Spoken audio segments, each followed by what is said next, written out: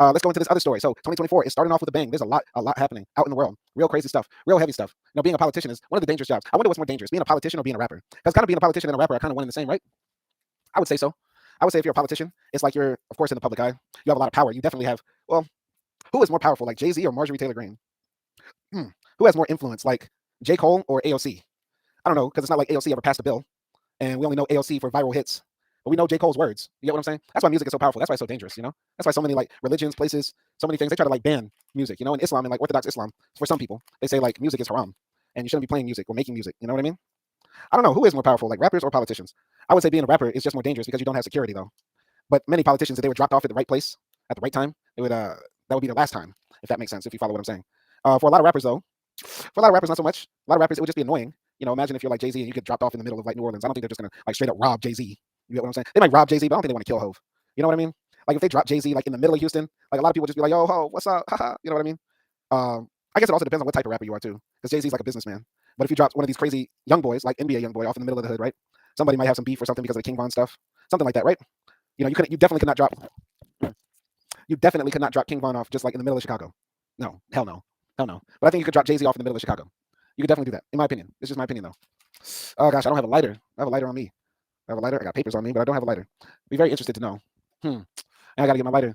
Oh, hold up. I'm gonna come back and pick the story up. Hold on. Oh, thank you. Anyway, I don't know, man. Like, who's in more? All right, I'm imagining like, okay, all right. Let's make this scenario. Obama and Lil Wayne get dropped off at different parts of the hood in like Memphis or something like that, right? Okay, all right. I'm playing the scenario out in my head. So Lil Wayne, of course, is probably one of the most famous, most beloved rappers. Obama is like the first black president. Like he's golden in the hood forever. Okay, Obama's walking through the hood. Who's really gonna flex on Obama? Nobody black is gonna, I think, would touch Obama. Yeah, you might have some dickhead who's like turned up off of some black thought leader he follows on Truth Social or on Instagram or Twitter or something like that, who might yell something at Obama. I don't think anybody's gonna like, and nobody black is gonna touch Obama, but I'm pretty sure some white folks might want to touch Obama. You know what I mean? They wouldn't mind putting two or a few in Obama, right? And I'm not wishing that. I'm just playing the scenario out. And let's say Lil Wayne is like dropped off in some hood in Memphis, right? Lil Wayne is walking through the hood in Memphis. He's gonna get mobbed. People are gonna throw like their CDs or try to get like pictures and stuff like that. You know what I mean? People might want autographs. People might want Obama's autograph. Are they gonna? And when the white folks see Lil Wayne, because this is the thing. This is the thing. That sort of violence against black men. The violence that exists in America against black men is not random. You know what I mean? But a lot of white folks in America do violence at random on black men, especially if they're famous and they really don't like. I mean, just look at Martin Luther King. Look at Medgar Evers. Look at Obama. I mean, he got the most death threats out of any president. So I would say, damn, being a politician is more dangerous than being a rapper. Being a politician is more dangerous than being a rapper because most rappers would generally get by cool, real beef with the other side who is convinced like they're the devil. You know what I mean? They always need security. But Kanye West be walking outside barefoot with his wife naked, clutching a pillow. So I think he's safe. I don't know. I'm just playing with this idea. In like a cyberpunk universe, or in the future when we're able to like generate any sort of reality or story that we want with AI, I'm just thinking about this. Like if you were able to like create a story or an idea with AI, I want to see how that would play out in real life in the AI universe. You get what I'm saying? Like I would design it where I would see what would happen if Obama had to walk from one side of Memphis to the other and see how long he would last, or if everything would just go fine. Or the same thing with Lil Wayne or any other rapper. But my opinion is just generally this. I feel like if you're a politician, the biggest violence that will be against you is towards unwanted, unprovoked, like white supremacist attacks. Like let's just keep it real. Because when white folks get mad, I said this at the beginning of the stream, when white folks get mad, they do not forget. When they feel like their rights are infringed, they turn up. You feel me? So I think, yeah, definitely being a rapper is safe. Because J. Cole is safe, Big Sean is safe, Wale is safe. You know what I mean? I think so. That's just my opinion. Ozzy jumped into the chat. He said, "What's up?" I'm just playing with a stupid idea. I've been reading articles for like the past 2 hours or so. Now I'm taking a cigarette break before I jump into this next article here. But I'm just thinking about who's more in danger, rappers or politicians? Who's more in danger of like just their life? Yeah, definitely a politician. Definitely a politician. Just on average too, because most politicians got beef with some other side.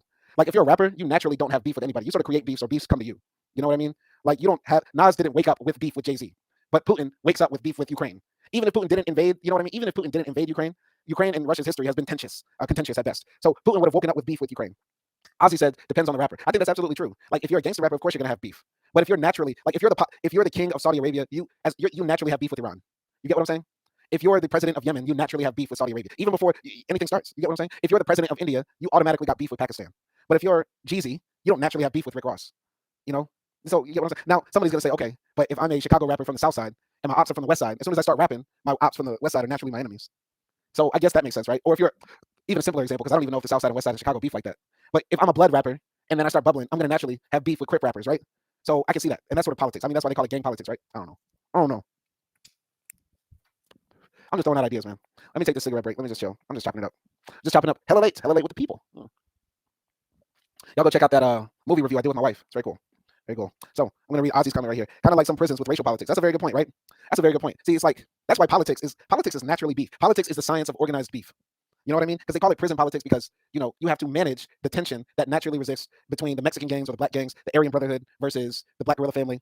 And that tension will never go away. Actually, once upon a time, there was no tension in the American penitentiary system. During the 60s and 70s, there were radical movements within the prisons. Like prisoners of all races were unified and fighting against the guards under like banners of like socialism and other stuff like that. And then in the 1960s, after this guy named George Jackson led a huge prison riot in the U.S., then that's when the prison guards in California started dividing people by race and sort of creating the racial animus that exists in the prison system. Then on top of that, drugs got into it with like the Mexican mafia, and they were importing like a lot of marijuana and cocaine into the U.S. And so when big money gets involved and the government gets involved, and it's funny how those two things they tied together, right? Then that's when we have the racial politics that exists in the U.S. But yeah, politics is just the organization of beef that will never go away, right? Like at this point, Ukraine and Russia permanently got beef, and the politics between those two countries will always be managing that beef to some level that does not lead to more bloodshed, right? And that's going to be the same for whatever happens with Israel-Palestine. And damn, when we think about it, the rap game's politics is about the contentious beef that exists between us listeners who really want the real shit, and there's no real shit left. That's all it is, right? That's all it is. Damn. No, rap politics. Oh, this is even deeper. I'm gonna get canceled. YouTube is about to shut my channel off in 3, 2, 1. Rap politics is the contentious beef between black men fighting for resources that the white man throws at us from the table. That's even realer. That's even more real. Think about it. Why are rappers beefing over who sells the most records, or who's or threatening to kill each other on records and stuff like that? It's because they want to be the one who's gonna sell the most records so that they can be on the white man's Spotify, the white man's SoundCloud, the white man's YouTube, the white man's Atlantic Records, the white man's Jive Records. Jive is still around, right? The white man's Sony, the white man's Samsung. YouTube is about to shut my channel down in 3, 2, 1. That's just the realest thing. That's even more real. Damn. I didn't even think about that till now. Still, I would rather be Obama in the hood than Lil Wayne. Because I would hate for everybody coming up to me reciting all the lyrics that I said about pussy over the years. I would hate for everybody to come up to me and say, I suck a pussy, fuck a pussy, leave it there. Long hair, don't even care. That would be hella annoying. Imagine if your legacy as an artist was just about how many toilet jokes you made about you being the shit and how often you like to eat pussy. Wayne has to live with that. Also, Wayne sold his catalog. I'm really ranting now. I'm turned right now. Does anybody care that the South Korean guy got stabbed in the neck? Ozzy said, what about Trump in the hood? That's an interesting question. All right, Trump walks through the hood. I did the thing with Obama, right? Because I thought that was going to be the safest one. Because if we think about it, white people talk a lot online about how Obama was like he's a wild boy. Like they're saying all these crazy conspiracies about Obama, right? But generally, Obama is the most beloved and revered president we've ever had in our lifetimes and will probably ever have. You get what I'm saying? Donnie Williams jumped into the chat. He did a thumb sign and a peace. Shout out to Donnie Williams. Trump in the hood. I'm imagining, okay, Donald Trump gets dropped off in Memphis, Tennessee. And he's dropped off in the hood. I think Memphis is like one of the most dangerous places in America, right? After New Orleans, right? Or DC, or Baltimore, or damn near America. Anyway, Trump gets dropped off in Memphis. I think the Memphistanis? Anyway, the Memphis people are like very friendly because it's the South. So they say they're gonna treat Trump like a brother, right? And Trump is like, as much as we bag on Trump, as much as we hate Trump, let's keep it real. This channel, we hate Trump, but we kind of love Trump because he's like down home folk.